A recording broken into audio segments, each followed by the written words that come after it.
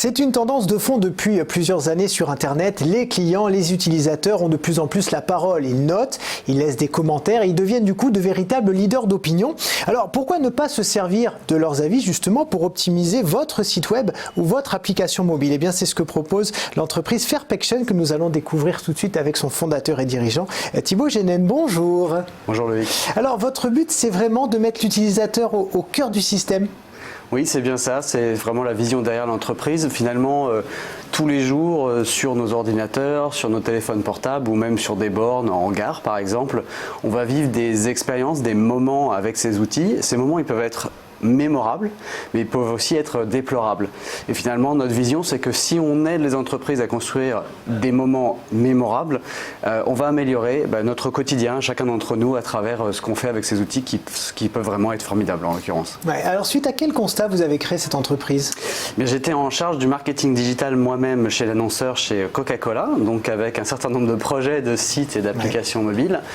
Et l'un de mes dadas, c'était justement de pouvoir écouter les utilisateurs. Et j'avais deux choix qui n'étaient pas tout à fait satisfaisants ni l'un ni l'autre. Le premier, c'était d'aller voir mes collègues, donc c'était plutôt rapide, mais pas très solide d'un point de vue méthodologique. Et puis l'autre, c'était de faire appel à un acteur externe qui lui allait être très solide sur l'approche, mais aussi assez lent, on va parler plutôt en semaines qu'en jours, qui était mon besoin. Et donc à un moment ça m'a chatouillé, sinon énervé, et j'ai voulu proposer une solution qui soit à la fois rapide et solide. Alors comment est-ce qu'elle fonctionne justement cette solution? L'idée c'est qu'on va effectivement tester des sites, des applications mobiles, mais également de plus en plus des achats en magasin, en vue d'améliorer ces moments, ces expériences, comme on va les appeler, avant le lancement.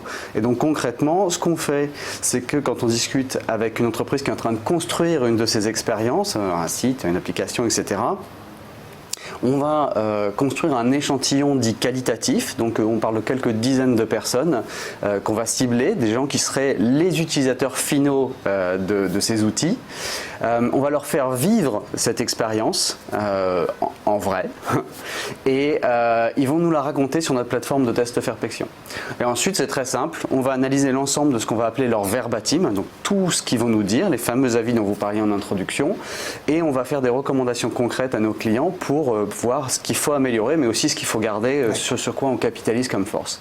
Ça c'est un processus qui va durer une semaine à 2 semaines selon la complexité. Ouais, donc c'est assez rapide au final pour la qualité des retours que vous proposez. Exactement, l'idée c'est de systématiser, d'utiliser la technologie, donc la plateforme fairpection.com, pour donner cette accélération en fait que je cherchais quand j'étais chez Coca-Cola. Parce qu'on a besoin de retours rapides quand on est une boîte, une application ça doit sortir vite. Exactement. Donc on a besoin que ce soit rapide. C'est la problématique de toutes les entreprises.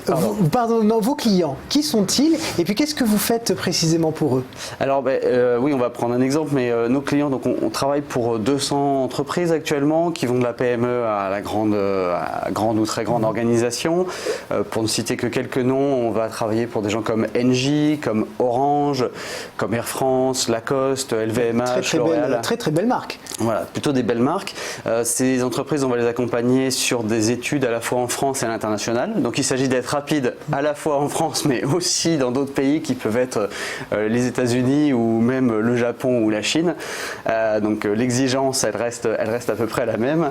Et pour donner un exemple concret, il y a quelques mois, l'équipe une des équipes avec lesquelles on travaille chez Fnac Darty m'a appelé en m'expliquant qu'ils étaient en train de racheter une enseigne qui fait de la réparation express de téléphones.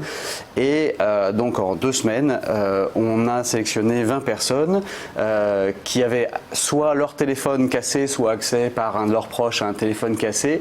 Et on leur a donné comme mission d'aller sur le site de cette nouvelle enseigne, de ce nouveau service, et ensuite en centre commercial pour faire réparer leur téléphone. Et puis évidemment derrière de raconter cette expérience chez nous, et cette expérience on l'a analysée, à quoi ça leur a servi? Ça leur a servi à définir une feuille de route pour ce nouveau service, pour savoir ce qu'il fallait améliorer en priorité. Comment vous recrutez justement votre panel et comment vous vous assurez aussi que leurs commentaires ne soient pas un peu biaisés ou haineux, voilà. Oui, c'est une question clé.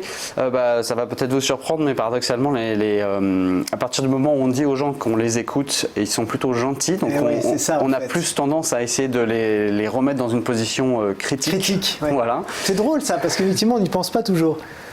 C'est vraiment en fait, c'est parce qu'un des nerfs de la guerre pour éviter ces biais, c'est de mettre les gens à l'aise. Ouais. Et pour ça, en fait, on crée une expérience de recueil, donc l'écoute des avis, qui est la plus simple et la plus fun même possible à travers notre site. Et donc, effectivement, après, ce qu'on va faire, ce qui est un élément exclusif à ce qu'on fait, c'est d'avoir un système dit de modérateurs qui vont relire tous les verbatims des utilisateurs et ensuite ils vont les conseiller ou leur donner des exemples pour les inspirer.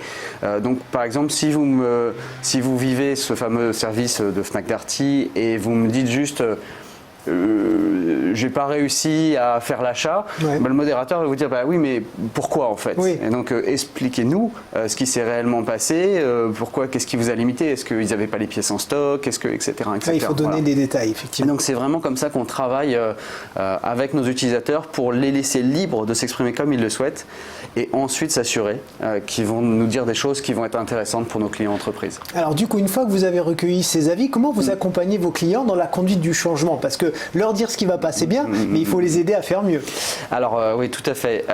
Eh bien en fait, en interne, on va avoir des profils designers ou UX designers chez nous qui vont prendre effectivement ces constats, ces problèmes dont vous parlez, et ils vont établir cette fameuse feuille de route, donc des préconisations, alors ce qu'on appelle des préconisations UX, pour employer un terme un peu à la mode, UX comme expérience utilisateur, pour justement aider nos clients à mettre immédiatement le pied dans les solutions en fait, tout de suite passer à la phase suivante des correctifs. Alors, est-ce que vous estimez que les entreprises en règle générale, que ce soit les créateurs d'applications ou les sites web, sont assez attentifs au retour utilisateur, ou est-ce que certains se disent bon, nous on a une équipe de gens très cortiqués qui font les choses très bien? Moi, je crois que, en tout cas, je vois vraiment une lame de fond. Donc la réponse, c'est oui à la première hypothèse. Ouais. On voit une lame de fond d'équipes qui sont de plus en plus humbles et conscients qu'ils ne savent pas tout et qui veulent se mettre en position d'écouter leurs utilisateurs. Alors ça, évidemment, on parle de grandes entreprises et donc ça prend du temps. Ça prend du temps en termes de changement à se polliniser au sein de ces organisations et ça prend du temps pour que nous, en tant que citoyens ou clients de ces entreprises, on le voit de façon massive au quotidien. Mais en revanche, c'est vraiment présent et même pour tout vous dire, les conversations que j'ai avec les clients que j'ai pu citer tout à l'heure, elles ne sont pas sur on va tester une fois de temps en temps quelque chose, elles sont vraiment sur on veut écouter systématiquement nos clients et réaliser au moins une étude par mois. Ouais, c'est donc être dans le dialogue permanent en fait. Exactement, ouais. C'est vraiment inviter l'utilisateur à la table des projets, voilà, en faire un collaborateur de l'entreprise quelque part. Ouais, c'est peut-être ça la voie vers le succès. C'est certainement la voie vers le succès, oui. Vous avez aussi un blog qui propose des analyses, des conseils, donc voilà, vous êtes aussi dans une démarche d'accompagnement, je dirais, informationnelle. Oui, tout à fait.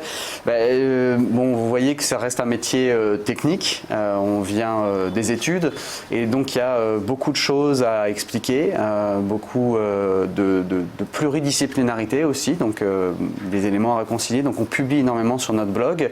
On va publier à la fois sur cette expertise, donc quelle va être la bonne taille pour constituer un échantillon, par exemple, donc des sujets assez techniques, mais aussi sur la vie de notre propre entreprise. Et donc par exemple, on va parler de notre grille de salaire qu'on a rendu public en expliquant quels sont les critères, quels sont les salaires de chacun et donc pour créer un peu plus de transparence aussi en tant que start-up et PME. Alors, l'une de vos actualités notamment, c'est un nouvel outil en SaaS, c'est ça? Alors, je ne sais pas si le SaaS, ça parlera à tout le monde, mais l'idée générale, c'est que de plus en plus, effectivement, au moins une partie de nos clients veulent pouvoir finalement activer eux-mêmes ces tests.